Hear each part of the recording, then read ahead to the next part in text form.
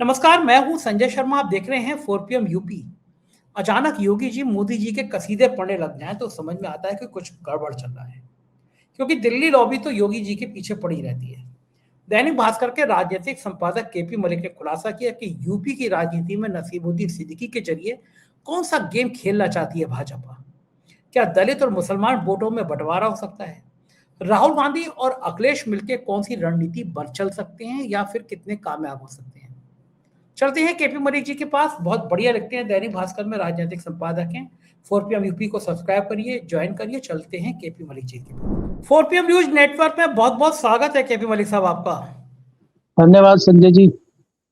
मलिक साहब, मेरे ख्याल से आपको 25-30 साल तो हो गए होंगे पार्लियामेंट को कवर करते हुए, देखते हुए, वहां जाते हुए, है ना? कितने साल हो गए? 3 दशक हो गए हैं संजय जी मेरे को जाते हैं। 3 दशक पार्लियामेंट कवरेज देखा आपने, लगातार वहां बैठते हैं जी जी सांसदों से, तमाम जी। सरकारें भी आपने देखी। कभी ऐसा पहली बार नजारा हुआ ना कि सारी सरकार मिलके नेता विपक्ष को कानून बता रही, कानून क्या होता है, और दरअसल जो बता रही होती है वो गलत होता है। सेना प्रमुख को अपनी किताब में लिखने का अधिकार होता है, अपनी किताब छापने का अधिकार होता है। 2 साल से सरकार ये तय नहीं कर पा रही किताब छपने दें, ना कर दें, मना कर दें, हाँ कर दें। आपको लगता है राहुल गांधी ने आज इतनी दुखदी नस दबा दी है, पूरी भारतीय जनता पार्टी बिलबिला गई है। समझ में नहीं आ रहा। राहुल गांधी ने कहा कि अच्छा मैं बताता हूं देशभक्ति क्या होती है। ये राहुल गांधी के दिमाग में ये सब चीजें आती कहां से? ये दांव पेच, ये हुनर। लगता है कि राहुल गांधी बड़े सीधे सीधे हैं, लेकिन कभी कभी ऐसी चीजें वो कहां से निकाल लाते हैं?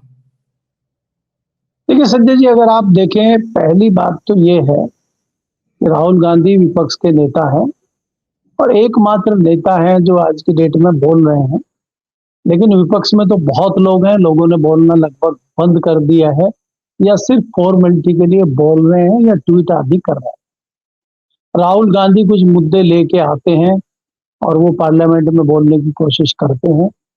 कल जब बजट पेश हुआ था और कुछ पत्रकारों ने उनसे बात करने की कोशिश करी और उन्होंने पूछा कि आप कुछ बोलिए, तो उन्होंने कहा कल मैं हाउस में बोलूंगा, क्योंकि राष्ट्रपति के अभी भाषण पे ये भाषण चल रहे हैं नेताओं के पार्लियामेंट में, और उसी पे भाषण राहुल गांधी को भी देना था और उसमें बजट की बातें या राष्ट्रपति ने जो जो चीजें रखी उस पर उनको बोलना था।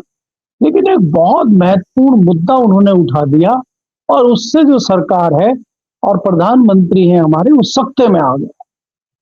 क्योंकि पूर्व सेना अध्यक्ष जो जनरल है मनोज मुकुंद नरवाणे, उन्होंने एक किताब लिखी है और सेना में होने के नाते क्या होता है कि पहले वो किताब के जो भी अंश हैं वो रक्षा मंत्रालय को भेजे जाते हैं, वहां से अप्रूव किताब हो जाती है, उसके बाद वो छपने जाती है।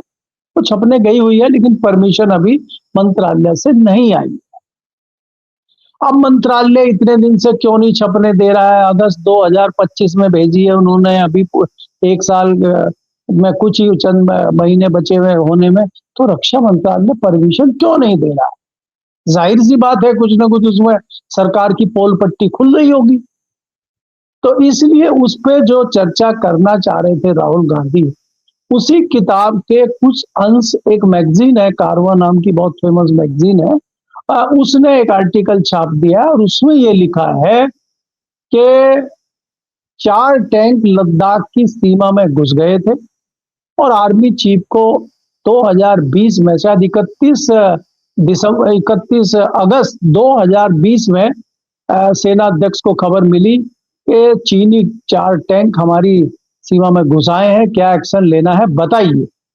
अब उसमें जाहिर सी बात है कि सरकार को इजाजत देनी होती है, उसमें रक्षा मंत्री और राष्ट्रीय सुरक्षा सलाहकार और प्रधानमंत्री जी की इजाजत के बिना एक्शन नहीं होता है।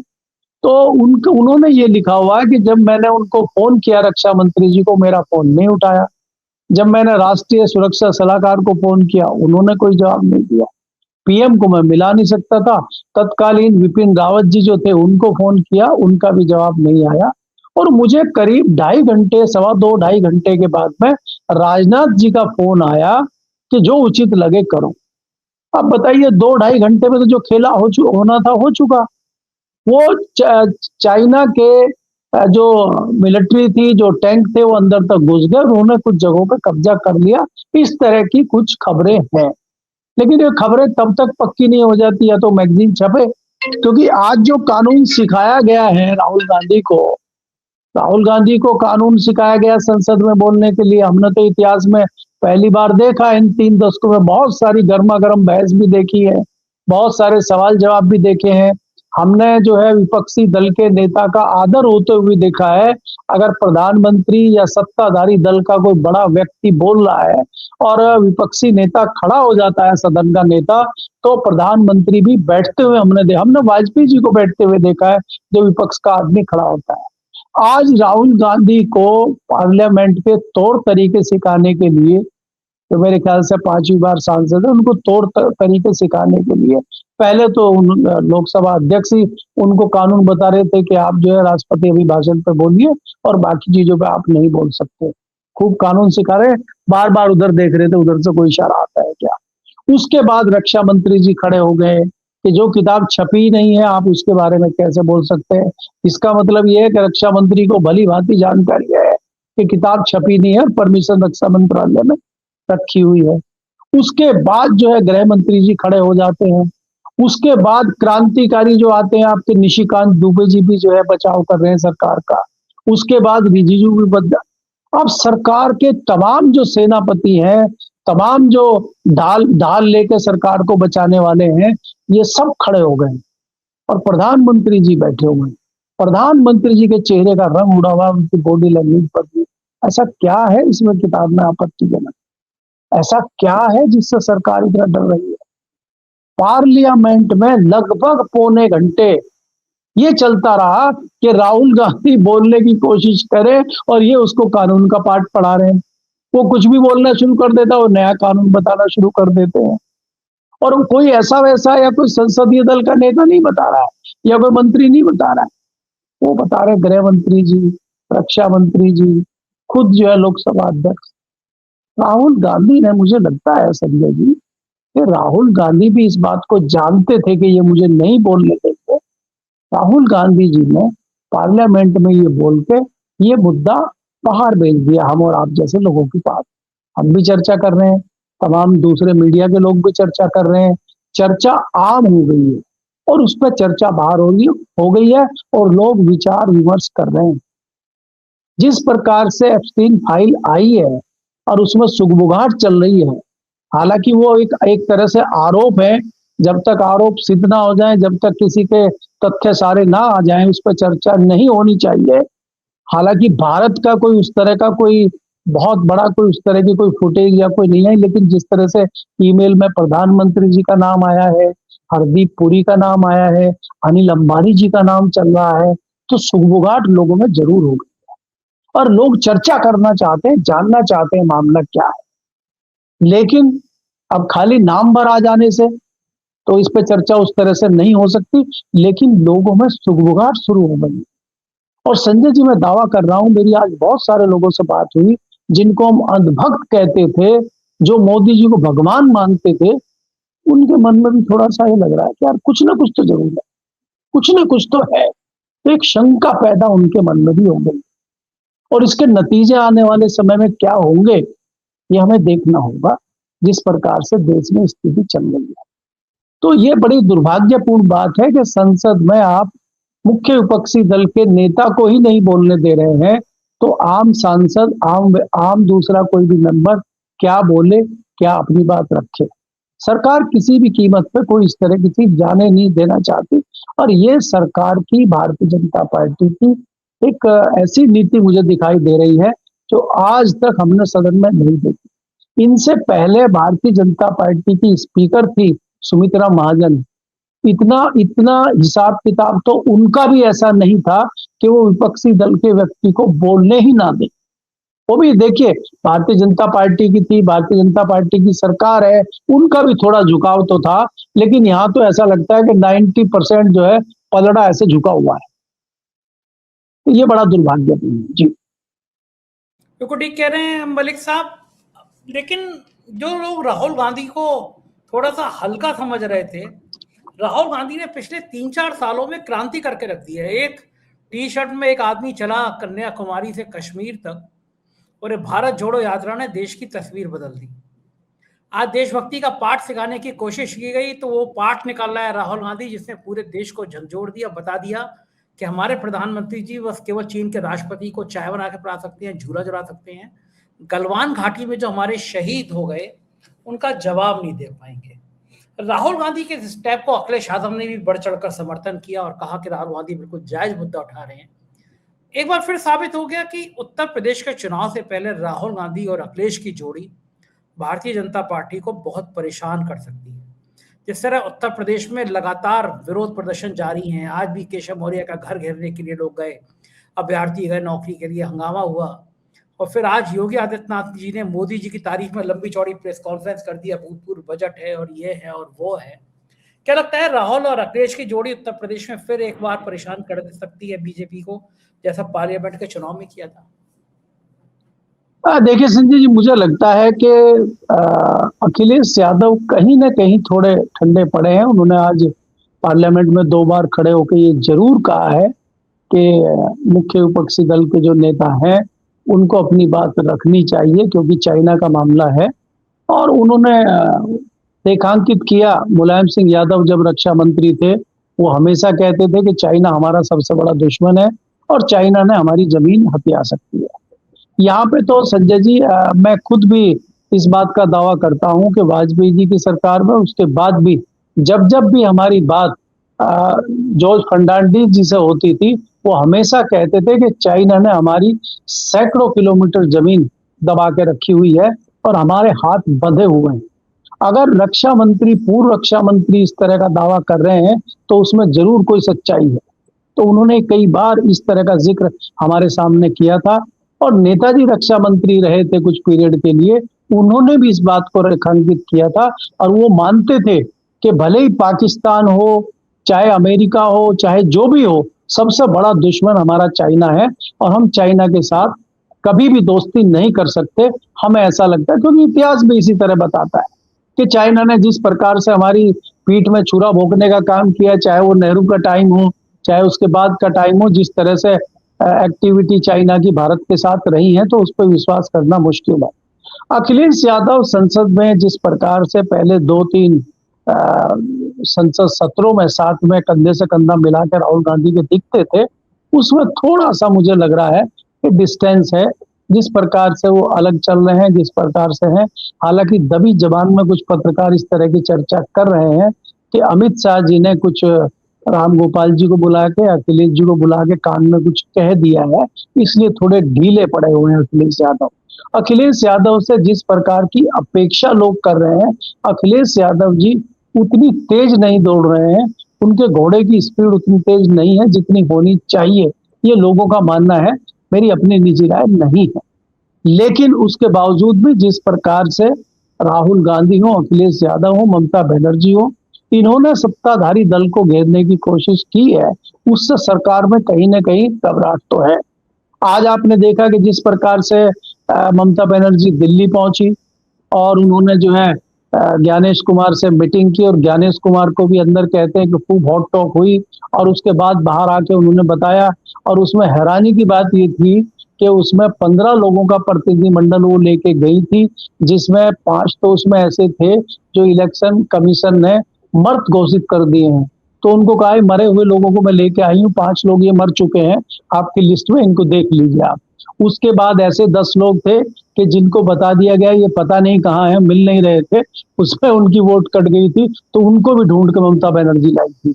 उससे पहले घटना ये हुई कि बंग भवन जहाँ पे है, उसका बंगाल भवन जहाँ पे है, उस पे दिल्ली में, उसका नाम, रोड का क्या नाम है, उस रोड पे सुनसान रहता है और वहां पे कोई भीड़ भड़क नहीं रहता है। उस रोड पे भी पुलिस ने बैरियर लगा दिए थे, तो बाहर निकल के वहां पे भी हंगामा। ममता बनर्जी ने कहा कि हम कोई प्रोटेस्ट करने नहीं जा रहे हैं, हम लोग चुनाव आयोग से मिलने जा रहे हैं, और ये लोग हमारे वो लोग हैं जिनके 150 परिवारों के लोग मर चुके हैं, किसी भी तरह से मर चुके हैं, या तो जिंदा खड़े हैं मर चुके हैं, या बीएलओ मर चुके हैं, या इनके परिवार के कुछ लोग मर चुके हैं। हम उनको लेके इलेक्शन कमीशन जा रहे हैं, हम कोई धरनेबाजी नहीं कर रहे हैं। तो इसलिए इस तरह की चीजें करना कहीं ना कहीं सरकार को झुकाने का काम करना, और इतने सारे प्रतिबंध और इतनी सारी चीजें होने के बाद भी ममता बनर्जी का यहाँ तक पहुंचना, उनका जुझारूपन और उनकी जो कैपेसिटी है लड़ाई लड़ने की। क्योंकि संजय जी, मैं अगर 3 दशकों की बात कर रहा हूं तो मैंने ममता बनर्जी को वाजपेयी जी के टाइम से लड़ते हुए देखा है, लालू जी से लड़ते हुए देखा है, कांग्रेस के टाइम में लड़ते हुए देखा है, और कांग्रेस से अलग होकर लेफ्ट को हराते हुए देखा है। 28-30 साल लेफ्ट की सरकारें वेस्ट बंगाल में थी, उसको उखाड़ के फेंकते हुए मैंने ममता बनर्जी को देखा है। तो ममता बनर्जी जुझारू और लड़ाकू नेता है, और वो मुझे लग रहा है आज भी लड़ रही है। भारतीय जनता पार्टी उनसे भी थोड़ी घबराई हुई है। लेकिन मजा तब आए कि जब ये एक साथ मिलकर सत्ताधारी सरकार से लड़े तो कुछ कर पाएंगे, नहीं तो चाणक्य जो है वो तो अलग अलग रणनीति करते हैं। आपको पता है कि आप जिस प्रकार से उत्तर प्रदेश की बात कर रहे हैं, वो बाहर ही नहीं, अपनी पार्टी में भी जिस प्रकार का मतभेद उन्होंने खड़ा कर दिया है योगी जी के खिलाफ, और जिस प्रकार से वो केशव मौर्य का जो है यूज कर रहे हैं, उनके कंधे पर रख कर बंदूक चला रहे हैं, वो आपके सामने है। तीसरी चीज ये है जो आने वाले समय में खुलेंगी कि नसीमुद्दीन सिद्दीकी एक नई पार्टी ज्वाइन करने जा रहे हैं, और वो किसकी पार्टी है? नए युवा की पार्टी है, जो ममता जी वो मायावती जी के खिलाफ नई पार्टी बनी है। उसमें अगर नसीमुद्दीन सिद्दीकी और तमाम ऐसे बड़े बड़े लोग आ जाएंगे और पूरे यूपी में चुनाव लड़ेंगे तो मायावती का जो वोट है वो भी जो है बिखर जाएगा, और कुछ मुस्लिम वोट में भी सेंध लगेगी। तो क्या ये वोट बांट के और राजनीति इस हद तक ले जाके भारतीय जनता पार्टी दोबारा उत्तर प्रदेश में काबिज होना चाहती है, और जो उनका मुख्य कांटा है योगी जी के नाम का, उसको भी निकालना चाहती है? तो क्या रणनीति उत्तर प्रदेश में चल रही है, ये भी आने वाले दिनों में हमें दिखाई देगी। जी। अच्छा, आपको लगता है कि जो बंगाल में उन्होंने ये खेल खेलना चाहा कि एक बाबरी मस्जिद का निर्माण शुरू करा दिया, टीएमसी के विधायक हुमायूं कबीर पे हाथ रखा, उत्तर प्रदेश में ये नसीमुद्दीन सिद्दीकी, अब तो नसीमुद्दीन सिद्दीकी दगा हुआ कारतूस हो गए हैं। मतलब वो, मुझे लगता नहीं है कि बांदा में भी उनकी कोई हैसियत बची है। कांग्रेस में तो एक तरह का बिल्कुल हाशिए पे ही थे वो, और इतने ज्यादा भ्रष्टाचार के नाम आ गए। आपको लगता है कि उत्तर प्रदेश का मुसलमान किसी भी नाम पर विभाजित हो सकता है? अगर राहुल और अखिलेश ने जिस तरह पीडीए की राजनीति की है, पिछड़ा दलित मुसलमान के नाम पर एक वोट बैंक खड़ा किया है, बीजेपी सबसे ज्यादा चिंतित तो उसी पीडीए को लेकर है। और जिस तरह से वो योगी पे हमला कर रहे हैं और बैकवर्ड को कॉस्टेज मुसलमानों को एकजुट कर रहे हैं, आपको लगता है कि राहुल और अखिलेश एक साथ चुनाव लड़ते हैं तो मुसलमान वोटों का बंटवारा कोई भी पार्टी कर सकती है? ठीक है संजय, इसमें दो चीजें मुझे लगती हैं कि एक तो मुस्लिम समाज आखिर में फैसला लेगा, और आप ये मत सोचिए कि जिस प्रकार से बिहार में जो अपने अवैसुद्दीन सिद्दीकी वो हैं अपने हैदराबादी, उन्होंने जिस प्रकार से सेंध लगाने का काम किया उसमें कोई दो राय नहीं है। भले ही बहुत बड़ी सफलता ना हो लेकिन नुकसान जरूर करते हैं। उसी तर्ज पे यहाँ पे उत्तर प्रदेश में दलितों की नई पार्टी, दलितों की पुरानी पार्टी भले ही कम करे, बंटवारा जरूर करेगी। दूसरा, मुस्लिमों में भी बंटवारा हो सकता है। अभी इसकी संभावना तब पता चलेगी जब कोई नई पार्टी खड़ी होगी और कौन से असरदार उसमें लोग होंगे। नसीमुद्दीन सिद्दीकी बहुत बड़े क्षेत्र में डेंट ना लगा पाए, लेकिन पश्चिमी उत्तर प्रदेश में 10-5 विधानसभा पे जरूर वो प्रभावित कर सकते हैं। वो धन बल का प्रयोग भी करने वाले व्यक्ति मायावती के साथ रहे हैं। दूसरी बात यह है कि हमें ये भी देखना होगा, क्या इतनी सहजता से लोकसभा चुनाव जो लड़े थे अखिलेश यादव और राहुल गांधी, क्या उतनी सहजता से विधानसभा का चुनाव लड़ेंगे? क्या सीटों का बंटवारा उस तरह हो पाएगा? या कहीं ऐसा तो नहीं होगा तेजस्वी यादव और राहुल गांधी का जिस तरह से आपने देखा था बिहार में बंटवारा, उसी तर्ज पे उत्तर प्रदेश में भी बंटवारा हो? वहां तो उनको थोड़ा सा ये था कि शायद हमारी सरकार बनेगी। यहाँ तो अखिलेश यादव 100% मान के बैठे कि हमारी सरकार बनेगी। तो क्या ऐसे में वो साझेदार कांग्रेस को बनाएंगे? और कांग्रेस की जो आदत है सीटें मांगने की, जितनी वो सीटें मांगेंगे इतनी सीटें देने के लिए तैयार अखिलेश यादव होंगे। और वो ये पूछेंगे कि कांग्रेस के पास क्या इतने उम्मीदवार हैं क्या, और अगर वो कहेंगे नहीं है तो फिर कौन चुनाव लड़ेंगे? तो ये इस तरह का मामला है कि इतनी आसानी से हो पाएगा क्या? अगर हो पाएगा तो बहुत अच्छा है, और नहीं हो पाएगा तो इसका सीधा सीधा फायदा भारतीय जनता पार्टी उठाने की कोशिश करेगी। लेकिन भारतीय जनता पार्टी जहां बैकफुट तो मुझे दिखाई देती है, उसमें यह है कि भारतीय जनता पार्टी को चुनौती बाहर से ही नहीं अंदर से भी मिलेगी। क्योंकि भारतीय जनता पार्टी में मैं देखता हूँ 2 से 3 वर्ग बने हुए हैं जो आपको दिखाई देते हैं उत्तर प्रदेश में। पहली बात तो ये है कि दिल्ली लखनऊ की जिस प्रकार की लड़ाई चल रही है, दूसरा ये है कि क्षेत्रीय नेता भी बटे हुए हैं, जातियों में बटे हुए, ब्राह्मण समाज के विधायक बटे हुए हैं और दूसरे समाज के जो है विधायक बटे हुए हैं। तो भारतीय जनता पार्टी की जो अंदरूनी कलह है, जो अंदरूनी लड़ाई है, उसका फायदा अखिलेश यादव को मिलेगा और उसी फायदे के बलबूते अखिलेश यादव सरकार बना सकते हैं। लेकिन भारतीय जनता पार्टी कितने लेवल तक नुकसान में जाएगी, कितने लेवल तक रणनीति अंदर होगी, बाबा सोटा कहाँ घुमाएंगे, अभी बहुत सारी चीजें आपको देखने को मिलेंगी। उसके बाद ही निश्चित तौर पे हम कह सकेंगे कि उत्तर प्रदेश का भविष्य क्या होगा। लेकिन आखिर में मैं ये जरूर कह सकता हूं कि अखिलेश यादव को कहीं ना कहीं इस चीज का आभास है कि पीडीए के द्वारा उनकी लॉटरी खुल सकती है। जिस प्रकार से भारतीय जनता पार्टी को उन्होंने 2024 के लोकसभा चुनाव में झटका दिया था, उसी प्रकार से विधानसभा में भी उनको एक बड़ा लाभ हो सकता है। बिल्कुल ठीक बात है और देखना यह होगा कि राजनीति का ये खेल कहां तक जाएगा। बहुत बहुत शुक्रिया मलिक साहब, आपने मुझे समय दिया, बातचीत की। Thank you. ये थे केपी मलिक जी, पूरी बातचीत आपने सुनी, कैसी लगी बातचीत बताइएगा जरूर। शुक्रिया, थैंक